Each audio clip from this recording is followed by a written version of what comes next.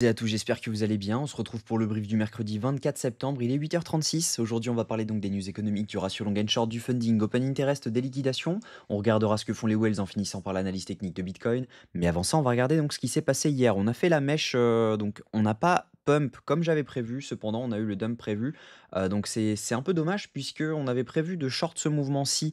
Si on venait donc tout simplement mèche dans cette zone, le but c'était de faire exactement ce mouvement pour venir chercher cette zone-ci. Logiquement, on devrait remonter aujourd'hui pour venir chercher cette zone et ensuite venir chercher le deuxième plan, étant donné que bah, logiquement, on devrait venir chercher au moins cette zone, donc des 114 000, 113 900, et derrière avoir un rejet pour venir chercher les 110 500 $, parce qu'il y a pas mal de biais qui nous indiquent cette zone-ci. Donc si on regarde techniquement, ça représente donc la zone OTE du mouvement. On peut même décaler maintenant étant donné qu'on a fait un nouveau bottom là-dessus. Hop, donc je me mets juste ici. On voit également qu'on a donc un OBH1 qui se trouve dans cette zone-ci. On a également un FVG qui se trouve donc ici, si jamais je vous le met en H1, on est sur un FVG donc qui se trouve dans cette zone qu'on n'avait pas fil, donc juste ici, entre les 114 345 et les 113 600 $. Donc logiquement, on devrait venir chercher cette zone. On est également sur une zone de liquidité à venir chercher. On a un equal high à venir prendre, même si jamais on avait mèche déjà au-dessus, ça représente quand même un equal high. On a pas mal de liquidité à venir prendre autour des 113 400 $. Donc logiquement, on devrait venir chercher cette zone, étant donné qu'on a fait une belle prise de liquidité. On a fermé pas mal de longues et de short donc sur cette zone-ci. Donc c'est plutôt intéressant, on pourrait venir un peu plus haut. Au niveau news économique, aujourd'hui on va avoir donc on a eu un discours de Trump cette nuit, on va avoir la vente de logements neufs et c'est surtout demain où on aura donc le PIB trimestriel à 14h30. Attendez-vous à avoir pas mal de mouvements. Au niveau crypto bubble, ce qu'on voit c'est qu'on a le Aster qui fait encore un nouvel ATH, hein, on est à 2,30 dessus, donc vraiment intéressant. On a des alts qui performent et d'autres clairement qui ne performent pas du tout.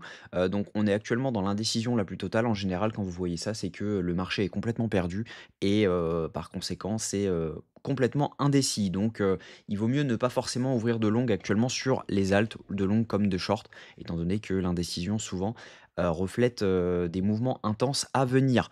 Au niveau funding open interest, ce qu'on voit, c'est qu'on a eu donc du coup, pas mal de longues qui s'étaient ouverts juste ici, donc on voit donc des longs qui se sont ouverts sur cette zone-ci, donc du coup c'était assez évident de venir les chercher à un moment ou à un autre. On voit actuellement, si on zoome un petit peu, que ce sont majoritairement donc des shorts qui se sont ouverts. On voit donc une hausse de l'open interest ici avec une baisse des funding ici. Donc ce qui veut dire que ici ce sont majoritairement des shorts qui se sont ouverts. On n'a pas eu énormément de fermeture sur cette prise de liquidité ici. Donc logiquement la plupart sont sous l'eau actuellement. Et on voit qu'on a eu un tout petit peu de longs qui se sont ouverts ici, donc sur cette zone-ci, donc logiquement, on les a déjà fermés. Donc logiquement, ce qu'on devrait voir, c'est encore un mouvement haussier qui s'intensifie. On pourrait dump un tout petit peu et ensuite revenir chercher un peu plus haut. Donc techniquement, on voit que bah, on a eu un dump de l'open interest avec une majorité donc de dump des funding, ce qui veut dire que ce sont pour la majorité de ce qui s'est fermé ici, des longues qui se sont fermées. Et donc, par conséquent, on a des chances de venir liquider tous les shorts qu'on a juste au-dessus, donc de cette zone autour des 113 400 $. Si on regarde les liquidations, on voit que ça coïncide pas mal avec notre zone. On est autour des 113 222 $ et on a un cluster à venir prendre ici. Donc ça, c'est sur 24 heures. Si jamais je me mets sur 48 heures, on voit qu'on a pris les clusters de liquidité qu'il y avait à prendre en dessous et on a quand même ce cluster autour des 113 826 $ à venir chercher. Si je me mets sur 3 jours, c'est la même chose. On a liquidé donc le cluster qu'il y avait là à prendre et le gros du travail se trouve vraiment autour des 114 000 $. Donc, on a pas mal de coïncidences sur lesquelles on viendrait chercher les 114 000 $ incessamment sous peu. Au niveau de ce que font les whales ont vendu un tout petit peu ce mouvement-ci, donc on voit clairement qu'il y a eu une toute petite vente sur cette mèche-ci, ici. On voit que les retails continuent d'acheter et les micro-whales sont toujours dans l'indécision totale. Donc clairement, on pourrait très bien avoir des rachats dans lesquels donc, on pump dans cette zone-ci. Derrière, on a donc une accumulation. On fait une dernière prise de liquidité. Derrière, on part complètement à la baisse. Ça pourrait être un plan plutôt intéressant. Maintenant, voilà, venir chercher les 114 000 $ pour moi, c'est assez simple parce que voilà, on a pas mal de biais qui nous indiquent qu'on pourrait y aller. Donc les 114 000 $, ça représenterait cette zone-ci, donc ça serait une fermeture, donc ça coïncide même plutôt bien avec le retest de ce boss. Clairement, on retesterait cette mèche-ci autour des 114 061 $. Donc voilà, à mon avis, il y a un long à tenter dans cette zone-ci pour venir chercher les 114 000 $ et ensuite il y aura potentiellement un short à tenter dans cette zone-ci si jamais on avait un setup. En tout cas, si jamais on a un setup dans cette zone-ci, je pense que j'ouvrirai un long pour target, donc les 114 000 $. Bien sûr, je ne l'ouvrirai pas si jamais le risk reward n'est pas assez intéressant. Donc on va regarder ça directement en M15. On voit qu'en M15, on a un FVG à venir prendre en dessous. Donc clairement, si on vient le chercher, ça va être un peu dangereux, hein, parce que là, on est quand même sur un dump de près de 1 000 $. Donc ça veut dire qu'on n'est pas à l'abri ensuite de revenir chercher le bas. Mais voilà, si on a, une prise de liquidité dans cette zone et derrière on a donc des gens qui se mettent à short, le marché, on a des gens, qui, ne longuent pas trop et cetera, on pourrait donc venir rebondir là-dessus et là, ce serait vraiment intéressant pour avoir un bon risk reward pour venir chercher cette zone-ci, étant donné qu'on placerait notre stop loss en dessous, on rentre ici et derrière on target ça, ce qui serait à peu près un 2,5 R si je dis pas de bêtises.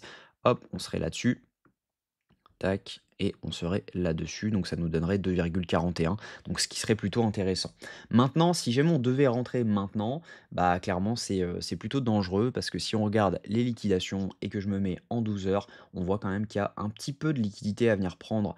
Non, on n'a même rien à prendre en dessous, mis à part aux 110 000 $. Je vous dis une bêtise. Donc la plupart du travail se trouve aux 113 233 $. Donc ça veut dire qu'on n'a pas vraiment d'intérêt actuellement à venir chercher sous la mèche, avec les datas qu'on a. Donc on pourrait très bien également faire ce plan-là dans lequel on remonte directement et derrière ça part complètement, donc autour des 114 000 $ maximum, pour l'instant.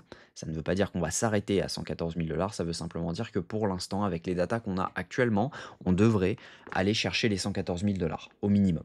Donc voilà, on serait sur un plan comme ceci. Je pense que voilà, on peut venir fermer ce FVG, juste ici et derrière avoir un rebond, mais logiquement la meilleure entrée se trouve entre les 111 982 $ et les 111 700 $. Ça pourrait être intéressant de revenir chercher cette zone, étant donné que c'est également une zone, dans laquelle on a bien travaillé et on pourrait donc revenir chercher, revenir tester cette zone, voire revenir même tester le bas, de ce range autour des 111 450 $ pour ensuite venir chercher un peu plus haut. Donc voilà, j'espère que cette vidéo vous a plu. N'hésitez pas également à faire la demande pour l'indicateur. Je valide tout le monde aujourd'hui, sur les dernières 24 heures. Donc je vous recevrai, par mail, ce matin, votre indicateur et clairement, voilà, si vous voulez en faire la demande, n'hésitez pas à le faire. C'est en commentaire épinglé en dessous de cette vidéo. Vous avez simplement à me donner votre identifiant TradingView qui se trouve en haut à gauche quand vous cliquez sur, votre petit logo et vous me donnez ce nom et je vous le partage dans la journée, dans la matinée.